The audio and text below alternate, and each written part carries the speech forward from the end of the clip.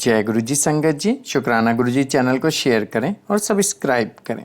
संगत जी, आज हम गुरु जी की आज्ञा से लीना जैन आंटी जी के श्रीमुख से श्री शिव महापुराण श्रृंखला के 18वें भाग में विद्वेश्वर संहिता के 15वें अध्याय का श्रवण करेंगे। चलिए प्रारंभ करते हैं। जय गुरु जी। जय गुरु जी। संगत जी, गुरु जी महाराज की कृपा और आशीर्वाद से आज हम श्री शिव महापुराण की विद्वेश्वर संहिता के 15वें अध्याय की वांछना करने जा रहे हैं। ओम नमः शिवाय। शिव जी सदा सहाय। ओम नमः शिवाय। गुरु जी सदा सहाय। देश, काल, पात्र और दान आदि का विचार। ऋषियों ने कहा, समस्त पदार्थों के ज्ञाताओं में श्रेष्ठ सूत जी, अब आप क्रमशः देश, काल आदि का वर्णन करें। सूत जी बोले, महर्षियों, देव यज्ञ आदि कर्मों में अपना शुद्ध ग्रह समान फल देने वाला होता है, अर्थात अपने घर में किए हुए देव यज्ञ आदि शास्त्रोक्त फल को सम मात्रा में देने वाले होते हैं। गौशाला का स्थान घर की अपेक्षा 10 गुना फल देता है। जलाशय का तट उससे भी 10 गुना महत्व रखता है तथा जहाँ बेल, तुलसी एवं पीपल वृक्ष का मूल निकट हो, वे स्थान जलाशय के तट से भी 10 गुना फल देने वाला होता है। देवालय को उससे भी 10 गुने महत्व का स्थान जानना चाहिए। देवालय से भी 10 गुना महत्व रखता है तीर्थ भूमि का तट। उससे 10 गुना श्रेष्ठ है नदी का किनारा। उससे 10 गुना उत्कृष्ट है तीर्थ नदी का तट और उससे भी 10 गुना महत्व रखता है सप्तगंगा नामक नदियों का तीर्थ। गंगा, गोदावरी, कावेरी, त्रामपपर्णी, सिंधु, सरयू और नर्मदा, इन 7 नदियों को सप्तगंगा कहा गया है। समुद्र के तट का स्थान इनसे भी 10 गुना पवित्र माना गया है और पर्वत के शिखर का प्रदेश समुद्र तट से भी 10 गुना पावन है। सबसे अधिक महत्व का स्थान जानना चाहिए जहाँ मन लग जाए। यहाँ तक देश का वर्णन हुआ, अब काल का तारतम्य बताया जाता है। सत्य युग में यज्ञ, दान आदि कर्म पूर्ण फल देने वाले होते हैं, ऐसा जानना चाहिए। त्रेता युग में उसका 3/4 फल मिलता है। द्वापर में सदा आधे ही फल की प्राप्ति कही गई है। कलयुग में 1/4 ही फल की प्राप्ति समझनी चाहिए और आधा कलयुग बीतने पर उस चौथाई फल में से भी 1/4 कम हो जाता है। शुद्ध अंतःकरण वाले पुरुष को शुद्ध एवं पवित्र दिन सम फल देने वाला होता है। विद्वान ब्राह्मणों, सूर्य संक्रांति के दिन किया हुआ सत्कर्म पूर्वोक्त शुद्ध दिन की अपेक्षा 10 गुना फल देने वाला होता है, यह जानना चाहिए। उससे भी 10 गुना महत्व उस कर्म का है जो विषुव नामक योग में किया जाता है। दक्षिणायन आरंभ होने के दिन अर्थात कर्क की संक्रांति में किए हुए पुण्य कर्म का महत्व विषुव से भी 10 गुना माना गया है। उससे भी 10 गुना मकर संक्रांति में और उससे भी 10 गुना चंद्र ग्रहण में किए हुए पुण्य का महत्व है। सूर्य ग्रहण का सबसे उत्तम है। उसमें किए हुए पुण्य कर्म का फल चंद्र ग्रहण से भी अधिक और पूर्ण मात्रा में होता है। इस बात को विज्ञ पुरुष जानते हैं।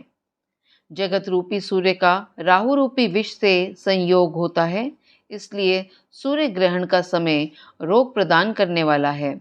अतः उस विष की शांति के लिए उस समय स्नान, दान और जप करें। वह काल विष की शांति के लिए उपयोगी होने के कारण पुण्यप्रद माना गया है। जन्म नक्षत्र के दिन तथा व्रत की पूर्ति के दिन का समय सूर्य ग्रहण के समान ही समझा जाता है, परंतु महापुरुषों के संग का काल करोड़ों सूर्य ग्रहण के समान पावन है, ऐसा ज्ञानी पुरुष जानते मानते हैं। तपोनिष्ठ योगी और ज्ञाननिष्ठ यति ये पूजा के पात्र हैं, क्योंकि ये पापों के नाश में कारण होते हैं। जिसने 24 लाख गायत्री का जप कर लिया हो, वह ब्राह्मण भी पूजा का उत्तम पात्र है। वह संपूर्ण फलों और भोगों को देने में समर्थ है। जो पतन से त्राण करता है, अर्थात नरक में गिरने से बचाता है, उसके लिए इसी गुण के कारण शास्त्र में पात्र शब्द का प्रयोग होता है। वह दाता का पातक से त्राण करने के कारण पात्र कहलाता है। गायत्री अपने गायक का पतन से त्राण करती है, इसलिए वह गायत्री कहलाती है। जैसे इस लोक में जो धनहीन है, वह दूसरे को धन नहीं देता, जो यहाँ धनवान है वही दूसरे को धन दे सकता है। उसी तरह जो स्वयं शुद्ध और पवित्र आत्मा है, वही दूसरे मनुष्यों का त्राण या उद्धार कर सकता है। जो गायत्री का जप करके शुद्ध हो गया है, वही शुद्ध ब्राह्मण कहलाता है। इसलिए दान, जप, होम और पूजा सभी कर्मों के लिए वही शुद्ध पात्र है। ऐसा ब्राह्मण ही दान तथा रक्षा करने की पात्रता रखता है। स्त्री हो या पुरुष, जो भी भूखा हो वही अन्न दान का पात्र है। जिसको जिस वस्तु की इच्छा हो, उसे वह वस्तु बिना मांगे ही दे दी जाए, तो दाता को उस दान का पूरा पूरा फल प्राप्त होता है। ऐसा महर्षियों की मान्यता है। जो सवाल या याचना करने के बाद दिया गया हो, वह दान आधा ही फल देने वाला बताया गया है। अपने सेवक को दिया हुआ दान 1/4 फल देने वाला होता है। विप्रवरो, जो जाति मात्र से ब्राह्मण है और दीनतापूर्ण वृत्ति से जीवन बिताता है, उसे दिया हुआ धन का दान दाता को इस भूतल पर 10 वर्षों तक भोग प्रदान करने वाला होता है। वही दान यदि वेदवेता ब्राह्मण को दिया जाए, तो वे स्वर्गलोक में देवताओं के वर्ष से 10 वर्षों तक दिव्य भोग देने वाला होता है। शील और उच्च वृत्ति से लाया हुआ और गुरु दक्षिणा में प्राप्त हुआ अन्न धन शुद्ध द्रव्य कहलाता है। उसका दान दाता को पूर्ण फल देने वाला बताया गया है। क्षत्रियों का शौर्य से कमाया हुआ, वैश्यों का व्यापार से आया हुआ और शूद्रों का सेवावृत्ति से प्राप्त किया हुआ धन भी उत्तम द्रव्य कहलाता है। धर्म की इच्छा रखने वाली स्त्री का जो धन पिता एवं पति से मिला हुआ हो, उनके लिए वह उत्तम द्रव्य है। गौ आदि 12 वस्तुओं का चैत्र आदि 12 महीनों में क्रमशः दान करना चाहिए। गौ, भूमि, तिल, सुवर्ण, घी, वस्त्र, धान्य, गुड़, चांदी, नमक, कोहड़ा और कन्या, यही वे 12 वस्तुएं हैं। इनमें गोदान से कायिक, वाचिक और मानसिक पापों का निवारण तथा कायिक आदि पुण्य कर्मों की पुष्टि होती है। ब्राह्मणों, भूमि का दान यह लोक और परलोक में प्रतिष्ठा अर्थात आश्रय की प्राप्ति कराने वाला है। तिल का दान बलवर्धक एवं मृत्यु का निवारक होता है। स्वर्ण का दान जठराग्नि को बढ़ाने वाला तथा वीर्यदायक है। घी का दान पुष्टिकारक होता है। वस्त्र का दान आयु की वृद्धि कराने वाला है, ऐसा जानना चाहिए।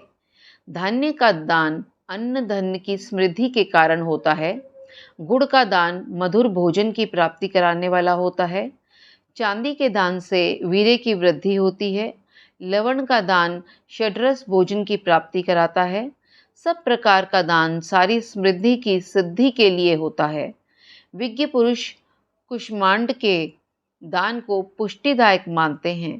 कन्या का दान आजीवन भोग देने वाला कहा गया है। ब्राह्मणों, वे लोक और परलोक में भी संपूर्ण भोगों की प्राप्ति कराने वाला है। विद्वान पुरुष को चाहिए कि जिन वस्तुओं के श्रवण आदि इंद्रियों की तृप्ति होती है, उनका सदा दान करे। श्रोत्र आदि 10 इंद्रियों के जो शब्द आदि 10 विषय हैं, उनका दान किया जाए तो वे भोगों की प्राप्ति कराते हैं तथा दिशा आदि इंद्रिय देवताओं को संतुष्ट करते हैं। वेद और शास्त्र को गुरुमुख से ग्रहण करके गुरु के उपदेश से अथवा स्वयं ही बोध प्राप्त करने के पश्चात जो बुद्धि का ये निश्चय होता है कि कर्मों का फल अवश्य मिलता है, इसी को उच्च कोटि की आस्तिकता कहते हैं। भाई बंधु अथवा राजा के भय से जो आस्तिकता, बुद्धि या श्रद्धा होती है, वे कनिष्ठ श्रेणी की आस्तिकता है, जो सर्वथा दरिद्र है। इसलिए जिसके पास सभी वस्तुओं का अभाव है, वह वाणी अथवा कर्म अर्थात शरीर द्वारा यजन करे। मंत्र, स्तोत्र और जप आदि को वाणी द्वारा किया गया यजन समझना चाहिए तथा तीर्थ यात्रा और व्रत आदि को विद्वान पुरुष शारीरिक यजन मानते हैं।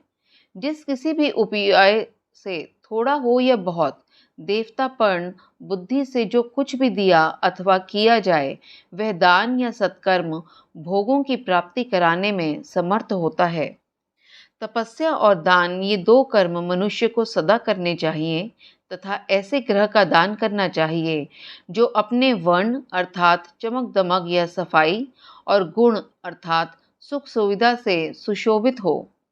बुद्धिमान पुरुष देवताओं की तृप्ति के लिए जो कुछ करते हैं, वह अतिशय मात्रा में और सब प्रकार के भोग प्रदान करने वाला होता है। उस दान से विद्वान पुरुष इहलोक और परलोक में उत्तम जन्म और सदा सुलभ होने वाला भोग पाता है। ईश्वरार्पण बुद्धि से यज्ञ दान आदि कर्म करके मनुष्य मोक्ष फल का भागी होता है।